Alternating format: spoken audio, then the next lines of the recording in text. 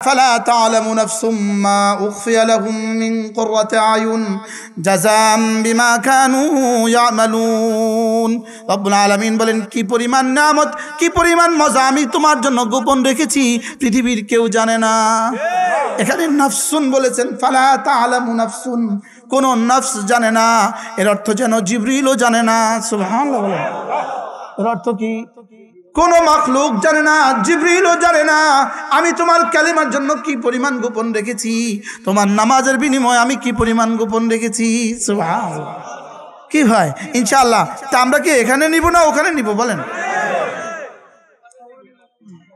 ইনশাআল্লাহ বলেন ইনশাআল্লাহ। রব যেন এখানে আমাদেরকে বলেন এখানে ধরো কিছু কিছু, এখানে ধরো কিছু কিছু, জান্নাতে নিবা সব কিছু। আর ওদেরকে বলেন ধরো এখানে ধরো বেশি কিছু, আখিরাতে পাবা না কোনো কিছু। এখানে ধরো কি একটু বেশি কিছু আছে, আসলে বেশি কিছু নয়, দেখতে বেশি দেখা যায়। খায় এক রুটি, আমরা খাই 4 রুটি। আলহামদুলিল্লাহ। আমরা আলহামদুলিল্লাহ 1 টাকাও কিস্তি নাই, ওদের কিস্তির কোনো শেষ নাই।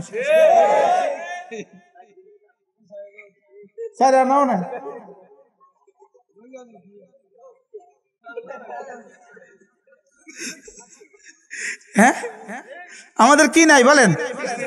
যদি জিজ্ঞেস করা, যদি বিসিএস এ প্রশ্ন করা হয় বাংলাদেশের কোন শ্রেণীর মানুষের কিস্তি নাই, উত্তর হবে কওমি মাদ্রাসার ওস্তাদদের কোনো কিস্তি নাই।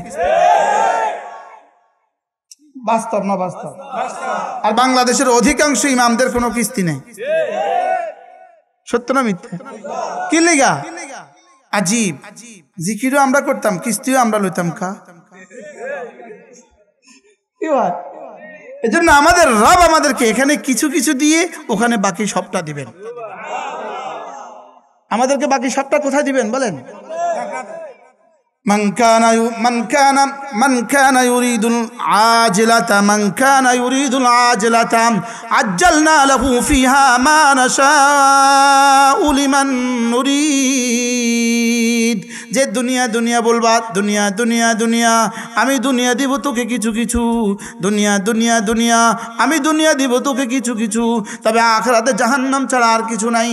ওমান কানা ইউরিদুল আখিরাতা, আচ্ছা আখিরাত বলবা, ওয়াসালা সাইয়া, আখিরাতের জন্য চেষ্টাও করবা। তো কথা দিলাম চেষ্টা করবা তুমি তোমার মতো, আমি তোমাকে পুরস্কার দিব আমার মতো। তুমি চেষ্টা করবা তোমার সাধ্য মতে, আমি তোমাকে আখিরাত দিব আমার সাধ্য মতে। দুনিয়া দিব তোমার চেষ্টা মতে, দুনিয়া দিব না, দুনিয়া দিব আমার ইরাদা মতে, দুনিয়া দিব আমার ইরাদা মতে, আখিরাত দিব আমার সাধ্য মতে। ডাক্তার সাহেব দুনিয়া দিবে কি মতে? আল্লাহ তাআলার ইরাদা। দুনিয়া দিবে কি মতে আর আখিরাত দিবে কি মতে? সুবহানাল্লাহ। দুনিয়া দিবে কি হিসাবে? আল্লাহ তাআলার ইচ্ছা, আল্লাহ তাআলার, আর আখিরাত দিবে আল্লাহর সাধ্যের আখেরি জাররা 10 দুনিয়া। সুবহানাল্লাহ। আল্লাহর সাধ্যের আখেরি জাররা কত? 10 দুনিয়া বরাবর। হ্যাঁ কথা তো আমার দূর চলে যাচ্ছে না। 5 ওয়াক্ত নামাজের পরে যে আয়াতুল কুরসি পড়বে তো আল্লাহ তাআলা তাকে তার আর জান্নাতের মধ্যে ব্যবধান শুধু কি নদী, মেঘনা নদী, মৃত্যু। মৌত ছাড়া তার জান্নাতে যেতে আর কোনো বাধা কি? এরপরে কি বললাম? কমপক্ষে শোয়ার সময় সূরাতুল ইখলাস, এখান থেকে সমাদ থেকে এত দূর চলে গেলাম, মনে নেই? এবার রাসূল বলেন মান ক্বারা সূরাতুল ইখলাস 10 মাররা, যে প্রতিদিন 10 বার সূরা ইখলাস পড়বা, বানাল্লাহু লাহু বাইতান ফিল জান্নাহ, রব্বুল আলামিন তার জন্য জান্নাতে একটা ঘর বানাবে। জান্নাতে ঘর। আচ্ছা লন্ডনে যদি কারো 265টা বাড়ি হয়, লন্ডনের কোন মন্ত্রীর বাড়ি বাংলাদেশে একটা আছে? জোরে বলেন। আচ্ছা আমেরিকার কোন মন্ত্রীর বাড়ি বাংলাদেশে একটা আছে? তো বাংলাদেশিদের বাড়ি লন্ডনের 265টা হবে কেন? কেন? উত্তর দেন না, কেন হবে? ওরা আমাদের দেশে করে না, আমরা ওখানে করতে গেলাম কেন? ও দেশপ্রেম যে এই জন্য। আর আমরা যারা জীবনে কখনোই বিদেশে বাড়ি করি নাই, বাড়ি করার স্বপ্ন দেখি নাই, আমরা হলাম রাষ্ট্রদ্রোহী। কি বলছি বলেন? কথায় কথায় দেশ বিরোধী, দেশ বিরোধী। আমরা যারা আপনাদের কাছ থেকে টাকা তুলে আপনাদের বাচ্চাদেরকে খাওয়াই, জোরে বলেন, আমরা আপনাদের কাছ থেকে টাকা তুলে আপনাদের বাচ্চাদেরকে খাওয়াই। বাংলাদেশের কোন কোন মোহতামের বিদেশে বাড়ি আছে? আমার জানা নাই, কে জানে, থাকতেও পারে। জোরে কর না। বাংলাদেশের কোন মোহতামের বিদেশে বাড়ি আছে? আমি কিন্তু বাংলাদেশের দুর্নীতির তালিকা 103 নম্বর, দুর্নীতিবাজের তালিকা আমার সিরিয়াল কত? অলিপুর হিসাব বলে না 1 নম্বর, আমি হলাম 103 নম্বর। কি